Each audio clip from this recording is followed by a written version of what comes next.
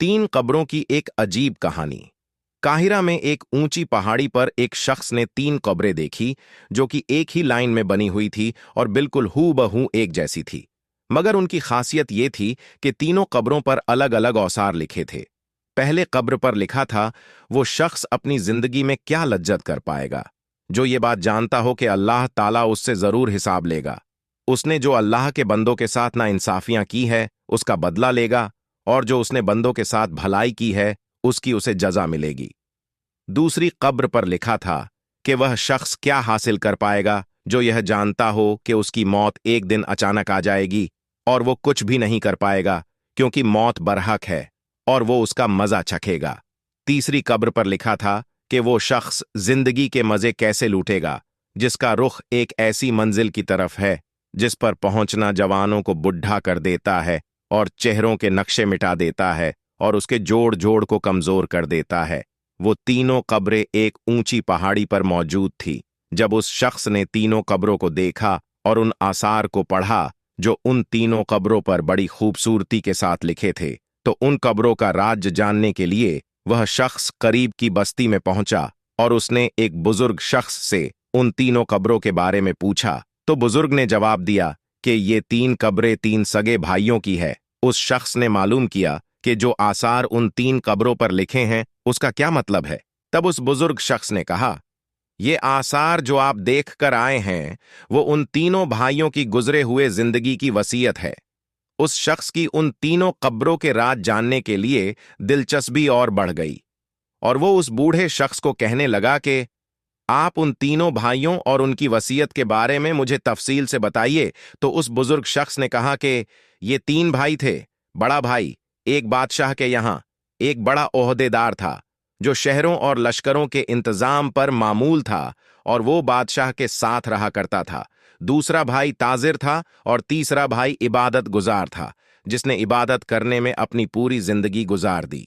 जब उसकी मौत का वक्त करीब आया तो उसके दोनों बड़े भाई उसके करीब आए और बड़े भाई ने कहा, ए मेरे भाई, तुम्हें अगर कोई वसीयत करनी है तो मुझको बताओ, मैं उसको पूरा करूंगा। उस इबादत गुजार भाई ने कहा कि मैं क्या वसीयत करूं, अल्लाह की कसम मेरे पास कोई माल नहीं है जो मैं वसीयत कर सकूं, ना मेरा किसी पर कर्ज है और ना ही मुझ पर किसी का कर्ज है। दूसरे ताजिर भाई ने कहा कि ए मेरे भाई, मेरा जो कुछ भी माल है वो सब तुम्हारे सामने है, जिसका तुम जो चाहो वो करो, जो दिल चाहे वो वसीयत करो। अगर तुम्हारे दिल में कोई भलाई का अरमान रह गया हो जो माल की वजह से पूरा ना हुआ हो। अपने भाई की ये बात सुनकर उसने अपना रुख मोड़ लिया और अपने भाइयों से कहा कि मुझे तुम्हारे माल की कोई जरूरत नहीं है, लेकिन फिर भी मैं तुमसे एक वादा लेना चाहता हूं जिसकी तुम वादा खिलाफी ना करोगे। तो उन दोनों भाइयों ने कहा कि हम वादा करते हैं कि तुम जो कुछ कहोगे उसे हम पूरा करेंगे। तब उस इबादत गुजार भाई ने कहा, जब मैं मर जाऊं तो तुम मुझको एक ऊंची जगह पर दफन कर देना और मेरी कब्र पर लिख देना कि जिंदगी से वो शख्स क्या लज्जत हासिल कर पाएगा जो ये जानता हो कि अल्लाह ताला उससे जरूर सवाल जवाब करेगा और उसे बंदों के साथ की जाने वाली नाइंसाफियों का बदला लेगा और उसने जो भलाई की है उसकी वो जजा देगा। और जब ये काम कर लो तो तुम रोजाना 3 दिन मेरी कब्र पर आना, शायद तुम्हें नसीहत नसीब हो। उन्होंने उसकी मौत के बाद ऐसा ही किया। उसका बड़ा भाई रोजाना कब्र पर आता था और बहुत रोता था, चिल्लाता था।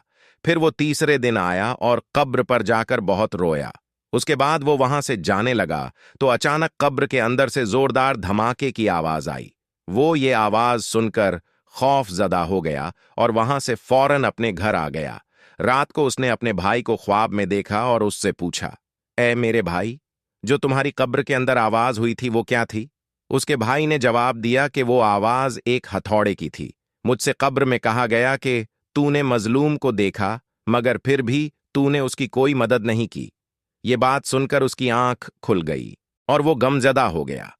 उसने सुबह को अपने भाई को बुलाया और उसने सारा किस्सा अपने भाई को सुना दिया और उससे कहा, मेरे भाई ने जो नसीहत अपने कब्र पर लिखवाई थी उसका मकसद मुझको नसीहत करनी थी, और मैं तुम्हें गवाह बनाता हूं कि मैं आज से सब कुछ छोड़ता हूं और अब मैं अपनी बाकी जिंदगी अल्लाह की राह में लगाता हूं।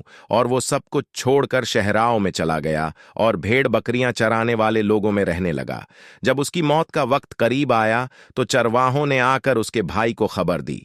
खबर मिलते ही उसका ताजिर भाई चरवाहों के साथ चला गया और अपने भाई को अपने साथ ले आया और अपने भाई से कहा कि अगर आपको कोई वसीयत करनी है तो कहो, उसको मैं पूरा करूंगा। उसके भाई ने कहा कि मैं क्या वसीयत करूं, मेरे पास तो कुछ भी नहीं है, लेकिन तुमसे एक वादा चाहता हूं जिसे तुम पूरा करना। उसने कहा, जब मैं मर जाऊं तो मेरी कब्र भी मेरे भाई के पास बनवा देना और मेरी कब्र पर लिख देना कि क्या लज्जत पाएगा वो आदमी जो यकीन रखता हो इस बात पर कि मौत उसको अचानक आ जाएगी, उसकी सारी शोहरत वो छीन लेगी और उस घर में वो ले जाएगी जिसका वो मुस्तहिक है। और मेरे भाई, तुम मेरी कब्र पर आते रहना, शायद तुम्हें भी कुछ नसीहत मिले, और मेरे लिए दुआ करना कि अल्लाह मुझ पर रहम फरमाए। जब वो मर गया तो उसके भाई ने उसकी वसीयत के मुताबिक ऐसा ही किया। वो उसकी कब्र पर रोज जाता था और उसके लिए रो रो कर दुआ मांगता था। जब वो तीसरे दिन कब्र पर आया तो कब्र पर बहुत देर तक रोता रहा और अपने भाई के लिए दुआ मांगता रहा।